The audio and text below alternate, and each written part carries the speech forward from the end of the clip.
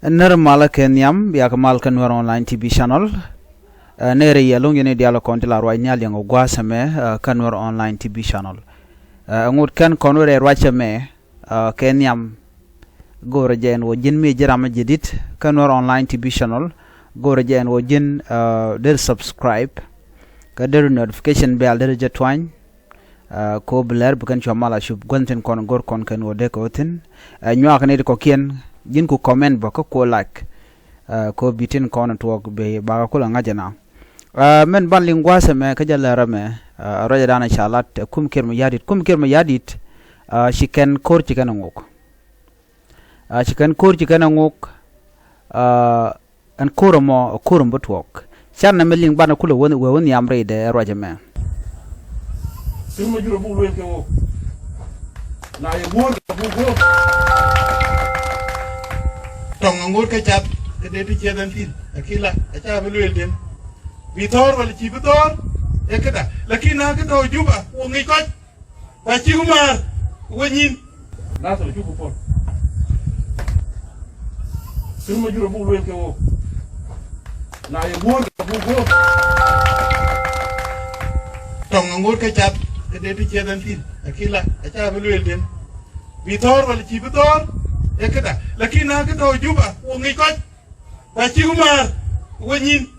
na so jubu pon akene bane wude shal ke general major death bane je chol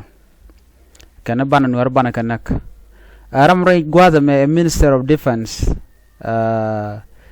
ramkel shal ke general Paul Nang kana general Cholton Balo kan yal ke woni jane ke dinka me kalat gwaza me kana shi ke war shi kana declare against Nuer people kana we have to revenge General Major Dak, General Brand chicken lad. They will not leave Nasir, chicken a whipple. Can it be terrible what but we win yam? A general Bobine deal can wear a conetary juba. A can a chicken women lane can a con wear a contact juba. A general lad of guasamo took Jane, Shajaling, and a can a big and worry. Tentaka juba bukan deal keke ngulot ko mo buga deal ke ja nyu de gwano chika kori gan ngoko buga Nuer bukan kan next so mala de no ba general Major Dak ba je chola ken lat ken o biken ne re konti la Nuer bukan kan next telum da den la den ka nyoko ken buga ngod ba wo ken ka were we tika Nasir lo buga na du nang na Nasir so ne me gor jeno de rander manan tok der janga ko ngai kon yalla kon lat kro den wuda me mutakel gana kirma yadida ajaram danan la chief of defense force mentede ke liwte pindare wika sos dan ngai kon chief of defense force lade she can de chikana jakshe mangai kona cha jakka Nasir kan Ulang ko bikan Nuer bikan ko nak ala wukan nan winmi siote mal gor kana anyok chikano ko ide kan ulana mal tela mal but ode kan revenge de kan lat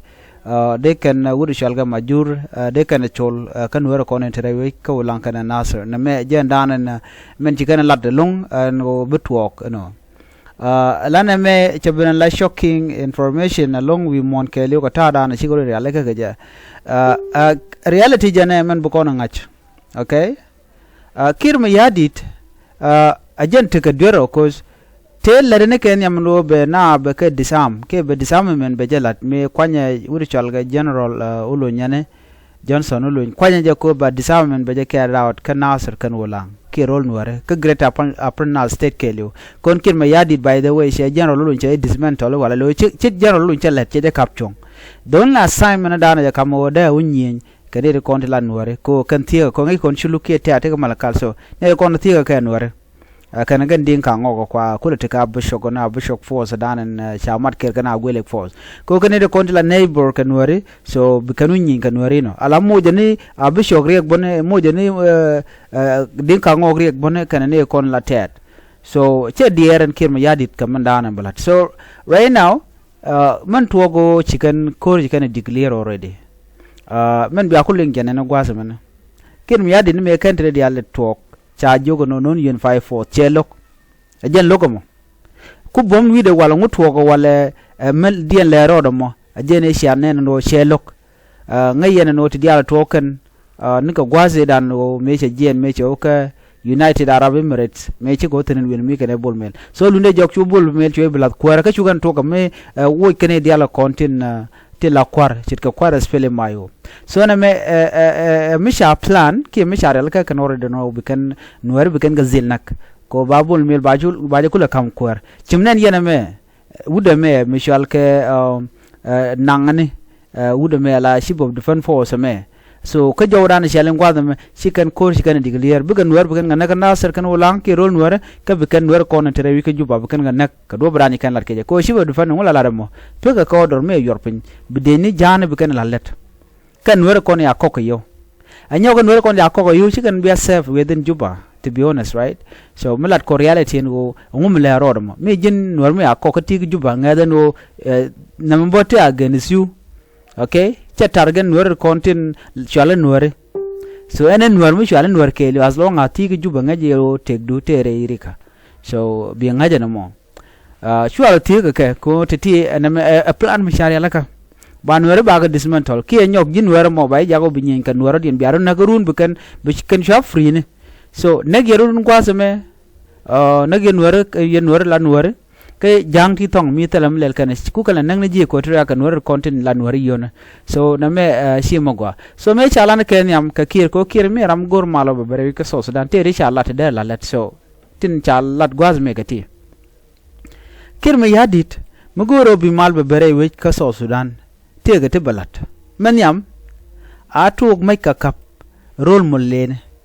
great people administrative area kanate criminals ka criminal so the disarmament they carry out keke ko ken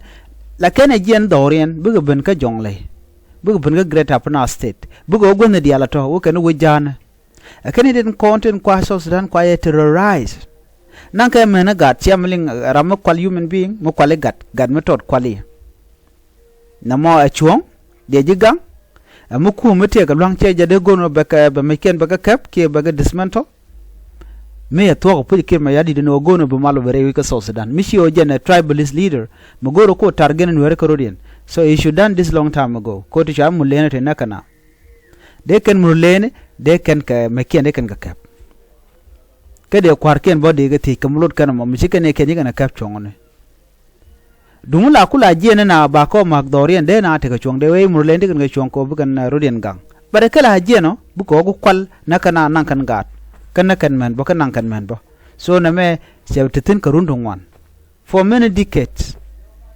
okay te let kan mi jega me ko ngode ci kum kir mo yadit ke jen gwas mi ci gor no bana mo ba jeri ala ka wela no te gan wer ba me ken kap jejen bor ba me ken kap kan ni de tede ko la targan wer ammo den gwasa me kir mo yadit mu gor ba mal bare wi ka so sudan la tok jen atok me ka kam no doren ka warab state kir mo yadit da may doren di al ka kona kaf me jana ken dial nuer ka jimal ka tel mi jelo kan pe kan ga mugwachi bunona jele ina mala ne no nuer chang jala jek la kan mala apel loy dina wate ko kon ya la kan do mala apel mi jek cha chep kaka bar mi ngod wi ko woni am la kan tel pelika chentama te ka do ban jokko tel ka pelika era mo ben rol nuer mu gor nuer bunak cha tok be yig jek kan nuer be je ke je chen bor nuer la take a limit they fool for very long time but can retaliate so no more tit the same thing goes can very well ne kono kwa ka yo ko bunwer ko Nasir ki ulang ki no dialu mo ne bu chuch ka queen nok dien ka yo ngad jen o tam dun bone very limit but these days ko chin wer shi galang ko manin kan wer ku ko dien ku ka keren tama chim shane no na ka je chen bor so kir ma yadin mi ram no go be malbe bere which ka South Sudan jen ato mai ka kabre duara a chiba ka wite ko kenti woni nuare no ba meken ba ba kap anyok mana dien mi ram no go bi malbe ben la tok SSPDF me so Sudan people defense force la de militia ne de man chamat ka gwelek force ka bishop force ken de india la to la de ni kir ma yadi do te la de ni pa de ka de ko shi national army by the way they are not unified force shi national army ken de ni kir ma yadi chango shala ke SSPDF force a de cholo no ken aka luega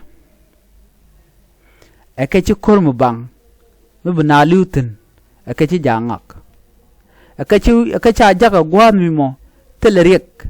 milet ken ma ja ka SSPDF ka ja ka Frontline ka ngada mite ka country ci Uganda man danan tin ma ka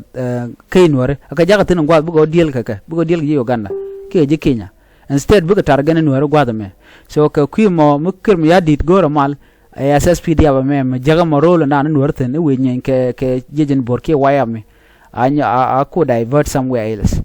anang we dadian achile wo re wo ndan te Nuer ten ke jejen borten mo gor kan mal anyok mlara me te ke rivenye lede kana kan general ka ton SSPDF chief of staff me chala pol nangane kana man dadian chala ton something so kan diality aka wojro